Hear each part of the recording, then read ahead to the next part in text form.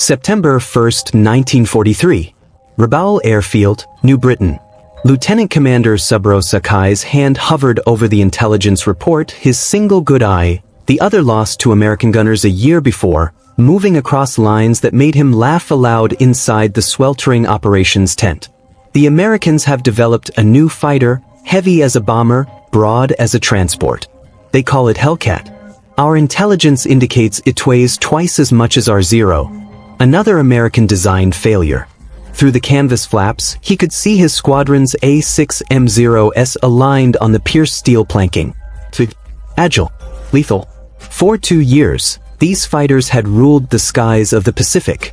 British Hurricanes, American P-40s, Dutch Brewster Buffaloes, all had fallen to the Zero's guns. The Americans' latest creation, this swollen Hellcat, would fare no differently. What Sakai did not realize, what none of the Japanese naval aviators assembling for their morning briefing understood, was that in exactly 30 days, this so-called failure would begin the systematic destruction of Japanese naval aviation. The F6F Hellcat would record a kill ratio of 19-1, shooting down 5 Tu-23 enemy aircraft while losing just 270 in air-to-air combat.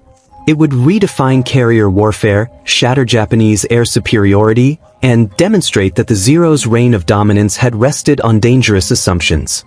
The equations of aerial superiority were about to bear written by an aircraft that appeared ungainly, flew heavy, and seemed to defy every doctrine the Japanese had mastered.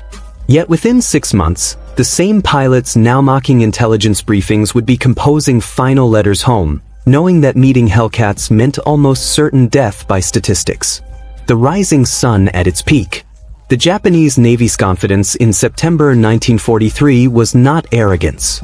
It was arithmetic. Since December 7, 1941, the Imperial Japanese Naval Air Service had achieved victory ratios that bordered on unbelievable. At Pearl Harbor, they lost 29 aircraft while destroying 347. In the Philippines, 7 losses against 103 victories. Over Darwin, 2 losses versus 30 destroyed. The British Far East Fleet's air arm eliminated. The Dutch East Indies Air Force wiped out within days. At the heart of this supremacy flew the Mitsubishi A6M0, an aircraft that had rewritten the Lossoff fighter design. When captured examples were evaluated by American engineers in 1942, they initially refused to accept the performance data. A fighter with bomber-level range, the agility of aviplane, and the firepower to destroy anything in its sights. It seemed inconceivable. Warrant Officer Hiroyoshi Nishizawa, who would become Japan's leading ace with 87 confirmed victories, described the Zero in his recovered diary. Flying the Zero is like wearing wings. The aircraft answers to thought, not just control movement. American planes fly like trucks. Strong but clumsy. They construct fighters the way they build automobiles. Heavy, over-engineered, inefficient. The Zero achieved its extraordinary performance through a radical design philosophy. Extra Super Duralumin, a classified aluminum alloy, produced a structure 30% lighter than comparable American aircraft. No armor plate shielded the pilot. No self-sealing fuel tanks added extra mass. Even the radio was often removed to save weight. Every ounce surrendered in pursuit of performance. The intelligence dismissal. The first reports of the F6F Hellcat reached Japanese intelligence via neutral Swedish channels in early 1943. The specifications sounded like exaggeration or perhaps calculated deception. The aircraft weighed 12,186 pounds fully loaded. The Zero weighed 5,800. Its wing area covered 334 square feet with a drag-producing radial engine. It carried 2 400 rounds of ammunition, armor plating throughout, bullet-resistant glass, self-sealing tanks containing 250 gallons of fuel. Captain Minoru Genda, the tactical architect of Pearl Harbor, examined these figures at Combined Fleet Headquarters. His assessment, preserved in Japanese defense archives, was scornful. The Americans have learned nothing. This Hellcat continues their failed doctrine, trying to replace pilot skill with machinery mass. A Zero will outturn it with ease. The numbers appeared to validate his conclusion. The Zero's wing loading of 22 pounds per square foot produced a turning radius of 612 feet.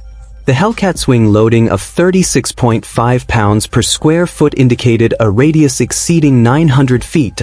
A turning engagement, the cornerstone of Japanese fighter strategy, the Hellcat would be defenseless. The first sighting. September 30th, 1943. Marcus Island. Petty Officer First Class Yoshio Fukui was flying escort for a reconnaissance sortie when he saw them.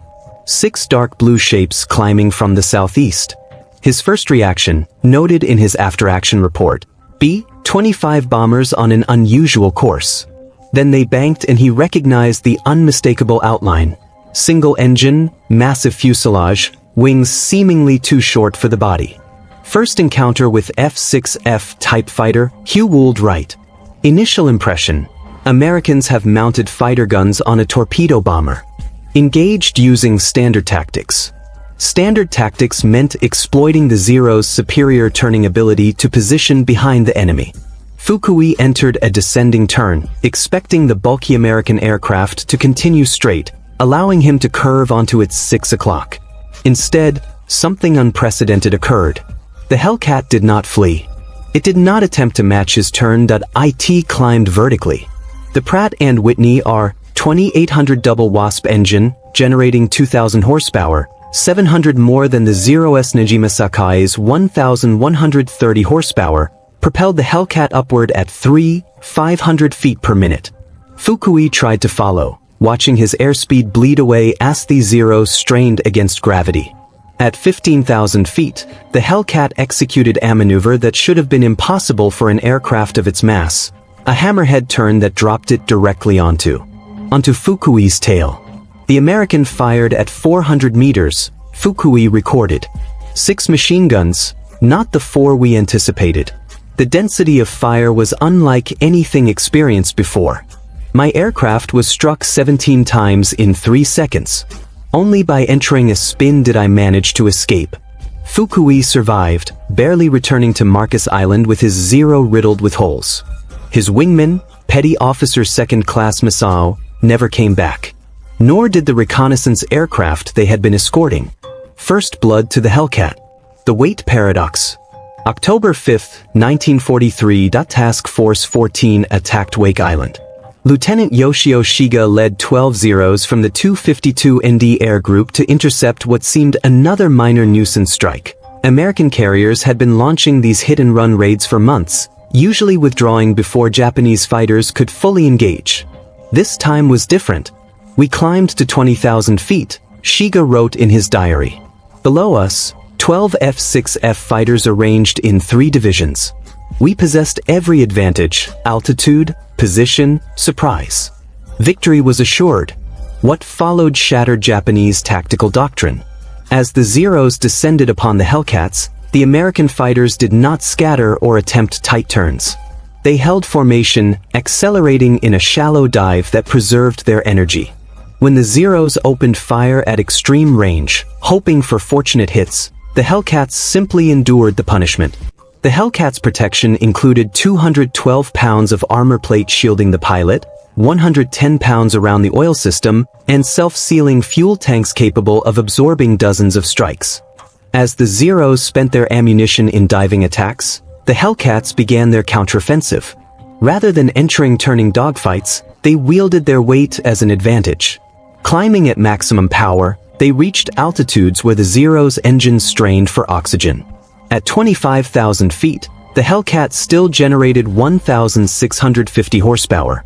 The Zero had fallen to 900. They descended upon us like hawks striking sparrows, Shiga wrote. Their mass gave them speed beyond our reach. They would dive, unleash those 6 dreadful guns, then climb away before we could respond. 8 Zeros were destroyed. No Hellcats were lost. The Marianas Turkey Shoot Prophecy. November 11, 1943. Rabaul. The pilots of the 204th Air Group gathered as Lieutenant Commander Takeo Tanamizu delivered his briefing on American tactics. With 32 victories, Tanamizu was among the few who had survived repeated encounters with Hellcats. Forget everything you understand about air combat, he told them. The Americans have altered the rules. They no longer fight as we do. They fight like executioners, not warriors. Tanemizu explained what Japanese pilots were gradually and fatally discovering. The Hellcat had not been designed to outturn the Zero. It had been designed so that it never needed to. Employing a doctrine known as energy fighting, Hellcat pilots preserved speed and altitude, converting potential energy into kinetic force during slashing attacks that denied Zero pilots any opportunity to exploit maneuverability. They operate in pairs, Tanemizu continued. One high, one low. While you engage one, the other is already descending upon you. Their radios, which we mocked for their added weight, allow flawless coordination. We fly as solitary samurai. They fight as a machine. The technology gulf. December 1943. Truck Lagoon. Commander Mitsuo Fukuda, who had led the Pearl Harbor assault, now served as air operations officer for the combined fleet. His inspection of damaged Zeros returning from Hellcat encounters exposed the widening technological divide. The difference in firepower was numerical. The Hellcat's 6 Browning M2 machine guns each fired 750 rounds per minute, 4,500 rounds per minute total. Each .50 caliber bullet weighed 46 grams and traveled at 2,900 feet per second, delivering 3,500 foot-pounds of energy. The Zero's 7.7mm machine guns fired projectiles weighing 11 grams at 2,300 feet per second, producing only 750 foot-pounds of energy. More alarming were reports of radar-directed fighter control. While Japanese pilots still depended on visual sighting, Hellcat aviators were guided to targets by shipboard radar operators who could detect Japanese aircraft from 50 miles away. Lieutenant Sadamu Kamichi described his first radar-controlled interception. We were climbing through cloud cover when they struck. No warning, no visual contact. Hellcats diving from above, precisely aligned with our course. They knew our position, altitude, heading. We were blind men fighting those who could see in darkness. The pilot equation. January 1944. Japan's pilot crisis had become catastrophic. Before the war, the Imperial Navy's pilot training program had been the most rigorous in the world. Training required 3 years, with pilots entering combat possessing 700 flight hours. Army pilots received a minimum of 500 hours. They were masters of aerial combat, trained in aerobatics, gunnery, and the warrior philosophy of air fighting. By early 1944, naval pilots entered combat with 300 flight hours. Army pilots had 200. Fuel shortages meant most instruction occurred in gliders. Gunnery training was limited to 50 rounds per pilot. Formation flying, instrument navigation, radio procedures, all eliminated to accelerate deployment. Meanwhile, American pilots arrived with a minimum of 300 hours, including 50 in type. They had fired thousands of practice rounds, rehearsed carrier landings until instinctive, mastered energy tactics safely over Texas training fields. Lieutenant Commander Yoshihiro Hashimoto, training officer at Kasumigaura Naval Air Station, wrote in his final report, "We are sending children to battle professionals." Yesterday, Ensign Yamamoto reached the front. He had never fired his guns in flight. "We have no ammunition for practice." He had never flown at night. "We have no fuel for such instruction." He survived 7 minutes in his first combat. The Formosa Revelation. October 12th to 16th, 1944. The Battle of Formosa. Vice Admiral Shigeru Fukudome, commanding the 2nd Air Fleet, committed every available aircraft to halt the American carrier strikes on Formosa. More than 700 aircraft, including the last properly trained pilots from homeland training units, were thrown into the fight. Japanese reports claimed a magnificent victory. 26 carriers and battleships sunk, 300 enemy aircraft destroyed. The truth, uncovered only after pilots returned and gun camera film was examined, was devastating. Actual American losses, 89 aircraft. Japanese losses, 329 aircraft, along with nearly every remaining experienced pilot. Lieutenant Sadaki Akamatsu, among the few veterans who survived, described the destruction in his memoirs. The Hellcats were waiting at every level of the sky. When we climbed, they were above us. When we dove, they were beneath us. They had partitioned the heavens into sectors, each guarded by a division. It was not battle. It was systematic eradication. The Great Marianas Turkey Shoot. June 19, 1944. The Philippine Sea.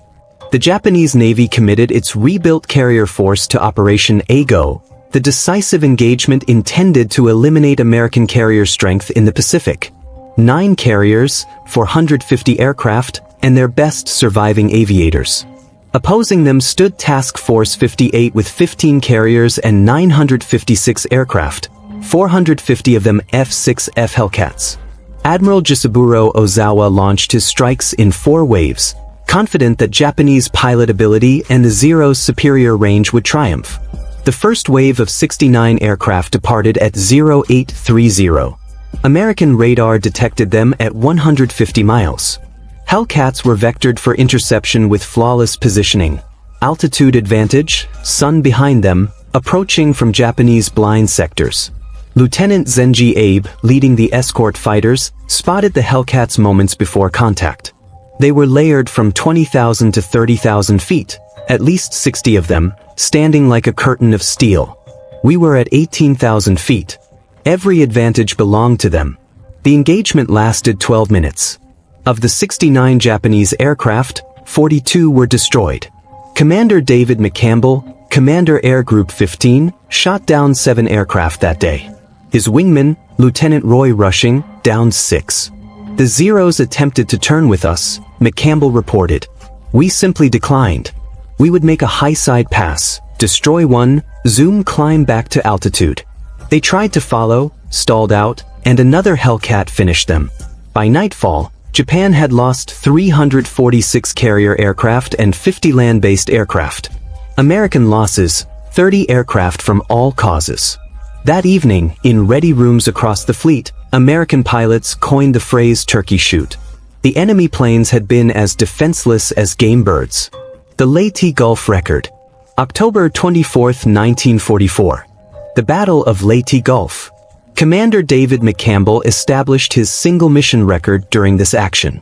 Leading 7 Hellcats from USS Essex, he intercepted 60 Japanese aircraft heading toward the American fleet.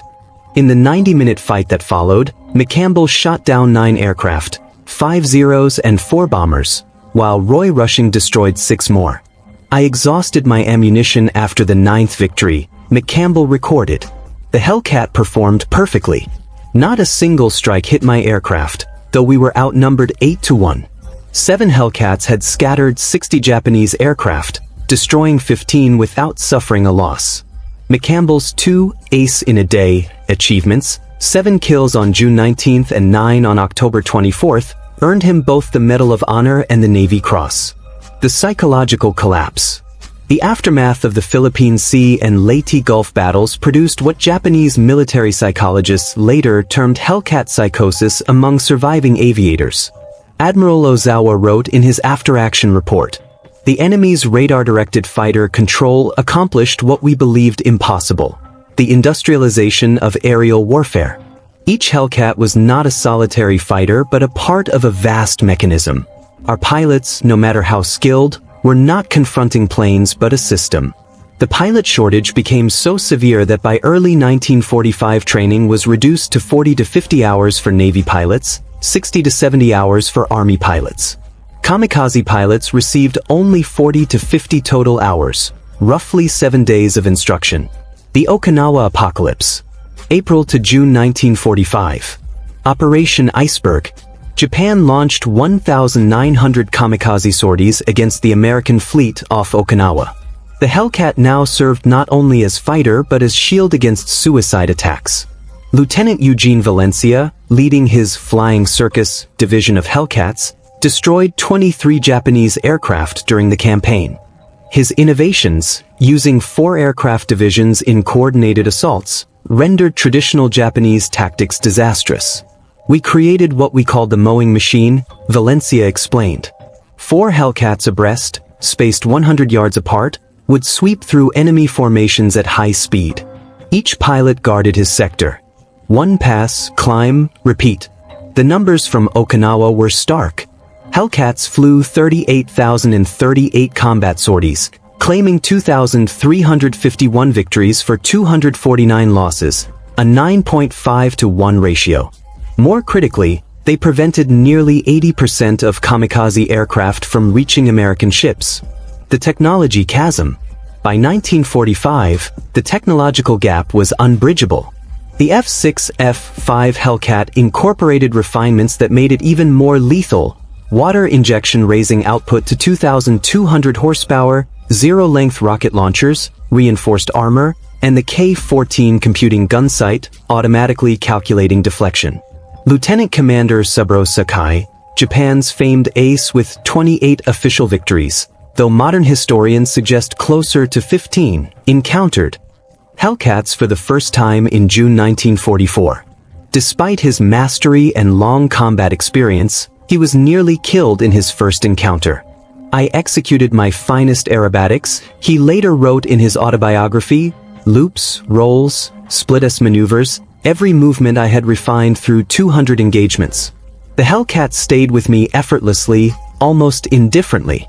I survived only because the American pilot made a mistake. He failed to jettison his drop tank before entering combat." The human cost accounting. By the war's conclusion, the F6F Hellcat had destroyed 5,223 enemy aircraft in aerial combat. It lost 270 aircraft to opposing fighters, achieved a 19.3 to 1 kill ratio, produced 305 United States Navy aces, and accounted for 75% of all Navy air-to-air victories. For Japan, the human cost was devastating. Of the 18,000 naval aviators who began the war, fewer than 100 experienced combat pilots remained by August 1945. The kamikaze equation. The transformation of Japanese naval aviation from elite striking force to kamikaze operations represented the ultimate acknowledgement of Hellcat supremacy. Unable to compete in conventional air combat, Japan converted its pilots into guided weapons. Vice Admiral Takejiro Onishi, architect of the kamikaze program, justified the decision with grim arithmetic. If a Zero attacks a carrier conventionally, the probability of success is nearly zero. The Hellcats will destroy it. If the Zero becomes a bomb, the probability of hitting rises to 30%. The pilot dies either way. At least as a kamikaze, his death possesses meaning. On October 25, 1944, Hiroyoshi Nishizawa escorted the first official kamikaze mission led by Lieutenant Yukio Seiki, claiming his 86th and 87th victories, 2 F6F Hellcats, during the escort. The following day, October 26, 1944, Nishizawa died as a passenger aboard a transport aircraft shot down by Hellcats from VF-14. Japan's greatest ace, defenseless without a fighter, fell to the very aircraft he had momentarily defeated. The final testimony. August 15, 1945. Emperor Hirohito's surrender broadcast echoed across Japan. At Atsugi airfield, Captain Minoru Genda, who had once dismissed the Hellcat as weight without finesse, listened to the emperor's voice. Around him remained only fragments of Japanese naval aviation. Teenage pilots with 40 flight hours, aircraft assembled from spare components, fuel tanks nearly empty. That same day, Ensign Clarence Moore of VF-31, flying from USS Bellwood, shot down a Yokosuka D-4Y Judy dive bomber shortly after 2 p.m., the final aerial victory of World War II. The Japanese pilot, apparently unaware of the surrender, was approaching the American fleet when Moore intercepted him. 2 brief bursts from the Hellcat's 6 guns ended the Pacific Air War. The occupation revelation. September 1945, at Atsugi Airfield. The first American aircraft to land following the surrender were 12 F6F Hellcats from USS Yorktown. Japanese pilots, mechanics, and ground crews lined the runway to examine their former adversary up close. American pilot Lieutenant Robert Vrashu, ace with 19 victories, demonstrated the Hellcat's performance for Japanese observers. His relaxed aerobatics, loops, rolls, and climbs that would have torn a Zero apart, left them silent. "You must understand," Vrashu explained through an interpreter, "this is not even maximum performance. In combat with water injection engaged, It is 20% more powerful. The airframe is stressed for 13 gs. I have never succeeded in breaking one. The engineering post-mortem. Japanese engineers analyzing captured Hellcats after the war discovered the scale of American industrial superiority. The Pratt & Whitney R-2800 engine contained 2,784 precision machine components, each interchangeable with parts from any other R-2800. The Nakajima Sakai engine required careful hand fitting of its components. No two engines were identical.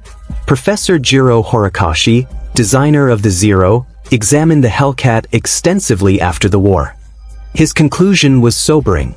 We engineered an aircraft for 1941. They engineered an aircraft system for 1945. While we refined the sword, they constructed the industrial age. The production miracle. Grumman's manufacturing of the Hellcat became a weapon in itself. The Bethpage, New York factory operated 24 hours a day, 7 days a week. At peak output, one new Hellcat rolled off the assembly line every 60 minutes. In 30 months, Grumman produced 12,275 Hellcats, a production volume unimaginable to Japan. In 1944, Japan manufactured 5,100 fighters of all types. The United States produced 35,000 fighters in that year alone. The system behind that output astonished Japanese observers. Color-coded assembly instructions, continuous rotating shifts, and uncompromising quality control despite speed. The strategic revolution. The Hellcat did more than win engagements. It transformed naval warfare. Pre-war doctrine had assumed aircraft carriers were fragile assets that must strike first to survive. The Hellcat reversed that assumption. Carriers became mobile fortresses, capable of absorbing and repelling air assaults. Admiral Mark Mitcher, commander of Task Force 58, grasped this shift. With the Hellcat, we do not need to locate the enemy first. Let them approach. The F6F will destroy them on our terms. This assurance enabled sustained offensive operations. American carriers could remain off enemy coasts for weeks, protected by their Hellcat air screens, effectively immune to aerial attack. The cultural collision. Beyond engineering and numbers, the Hellcat symbolized a philosophical divide that nullified Japanese military doctrine. The samurai tradition emphasized individual mastery, spiritual resolve, and acceptance of death. The Hellcat embodied industrial precision, coordinated systems, technological dominance, and, above all, preservation of the pilot's life. This philosophical divide meant Japanese aviators could not adjust to Hellcat tactics even when they comprehended them intellectually. The principle of declining combat when at a disadvantage, a cornerstone of Hellcat doctrine, was fundamentally incompatible with pilots trained in Bushido. The judgment of history. In 1962, the United States Navy convened a symposium on Pacific War aviation. American and Japanese veterans met to examine the conflict with historical clarity. Captain David McCampbell, the Navy's leading ace with 34 victories, summarized it plainly: the Hellcat won the Pacific Air War. It destroyed Japanese aviation and made our victory unavoidable. Commander Saburo Sakai answered, the Zero was the superior fighter. The Hellcat was the superior weapon system. We did not grasp the distinction until it was too late. We brought swords to a gunfight and could not understand why we were defeated. The ultimate reckoning. The Hellcat's supremacy can be expressed in stark numbers. Overall kill ratio, 19-1. Against the Zero specifically, 13-1 that Hellcats produced in 30 months, 12-275. Zeros produced between 1943 and 1945, approximately 6,000. American pilots trained on Hellcats, more than 5,000. Japanese combat-capable pilots remaining by August 1945, fewer than 100. Admiral Saburo Ozawa, who commanded the Japanese fleet at the Philippine Sea, offered perhaps the most candid evaluation. We mocked the Hellcat because we failed to understand it represented not merely an airplane but an entire civilization's method of waging war. By the time we ceased mocking it, our air forces had ceased to exist. The last word. Lieutenant Commander Saburo Sakai lived until the year 2000. In his final interview, he was asked about the Hellcat. His reply reflected the full measure of its impact. The Zero made Japan a great naval power. The Hellcat made Japan understand it had never been as great as it believed. We imagined ourselves samurai. The Hellcat proved we were simply men with outdated weapons confronting the future. Every Japanese pilot who survived did so because a Hellcat pilot chose not to kill him. That is the ultimate defeat, survival at your enemy's discretion. The F6F Hellcat entered service weighing twice as much as the Zero. It carried armor the Zero lacked. It was driven by an engine Japan could not replicate. It bore weapons Japan could not equal, guided by radar systems Japan could not counter, flown by pilots Japan could not match in preparation, and produced in quantities Japan could not fathom. Japanese pilots laughed at it because they failed to see that every additional pound symbolized not weakness but the power of an industrial democracy capable of protecting its warriors. By the time realization came, laughter had become farewell letters home. Ridicule had become kamikaze sorties. Confidence had collapsed into ruin. The Hellcat had not merely defeated the Zero. It had dismantled an entire philosophy of warfare, demonstrating that in modern conflict, the nation capable of constructing the superior system would prevail over the nation capable only of producing superior warriors. Japanese pilots once laughed at the F6F Hellcat. The Hellcat had the final word. It always did.